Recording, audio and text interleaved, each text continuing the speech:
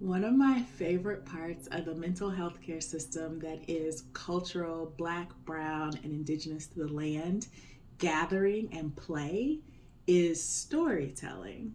So today I'm reading from one of my favorite books. This is the Annotated African American Folktales by Henry Louis Gates Jr. and Maria Tartar. This book is amazing, and it starts with a quote from Zora Neale Hurston, the fave. Her quote is, "Folklore is the boiled down juice of human living." And so today we're going to be in this section called Ballads, Heroes, and Outlaws with Monkey Business. This section includes stories like John Henry, Frankie and Johnny, Railroad Bill, and today's story is on page 424. It's called The Signifying Monkey. All right, I'm excited. The Signifying Monkey. The monkey and the lion got to talking one day. Monkey looked down and said, "Lion, I hear you's king in every way, but I know somebody who don't think it's true. He told me he could whip the living daylights out of you." Lion said, "Who?" Monkey said, "Lion. He talked about your mama. He talked about your grandma too. And I'm too polite to tell you what he said about you." Lion said, "Who said what? Who?" Monkey in the tree, lion on the ground. Monkey kept signifying, but he didn't come down. Monkey said, "His name is Elephant. He's stone sure is not your friend." Lion said he don't need to be because today he's going to meet his end. Lion took off through the jungle, lickety split, meaning to grab Elephant and tear him bit to bit. Period. He came across Elephant copping a righteous nod under a fine, cool, shady tree. Lion said, "You big old no good so-and-so, it's either you or it's me." Lion let out a solid roar and bopped Elephant with his paw.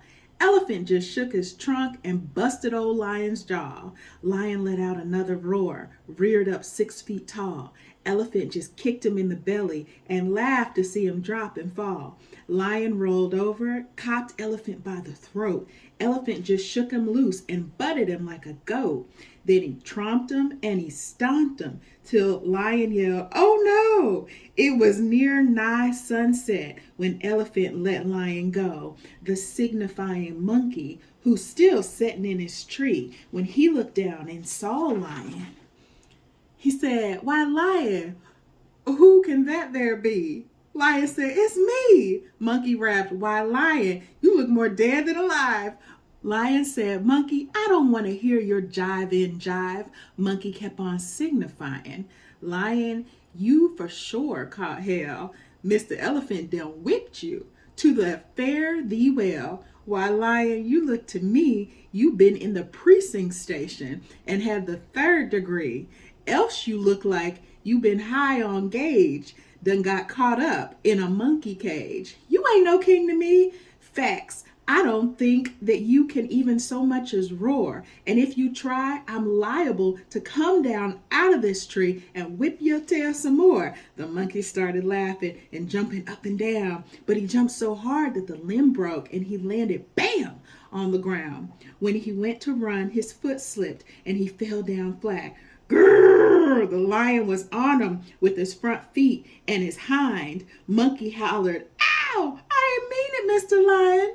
Lion said, "You little flea bag, you. Wow, I'll eat you up alive. I wouldn't have been in this fix at all if it wasn't for your signifying jive." "Please," said Monkey. "Mr. Lion, if you let me go, I've got something to tell you. Please, I think you ought to know." Lion let Monkey loose to see what his tail could be, and Monkey jumped right back up into his tree. "What I was going to tell you," said Monkey, "is you square old so-and-so. If you fool with me, I'll get Elephant to whip your head some more." Monkey said, the lion, beat to his unbooted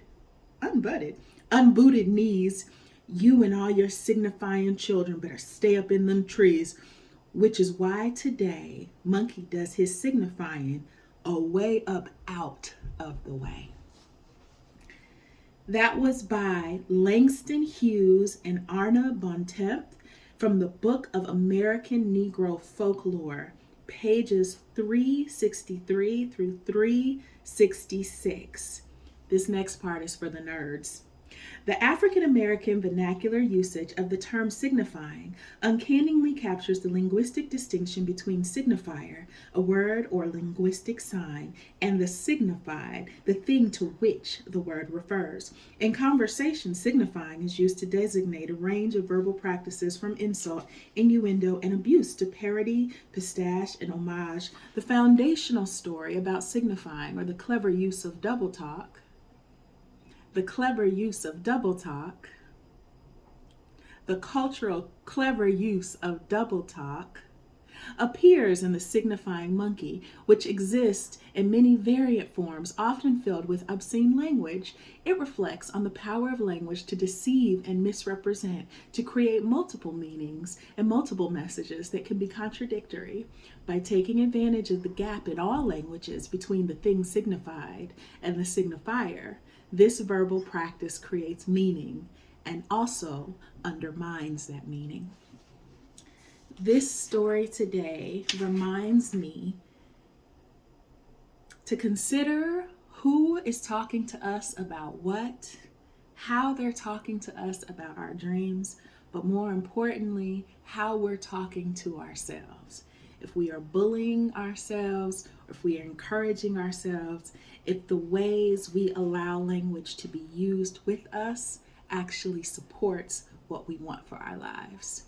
Again, the story is called The Signifying Monkey by Arna Bontemps and Langston Hughes in the Book of American Negro Folklore, which is collected in this book. I'll show you the cover again. The Annotated African American Folktales by Henry Louis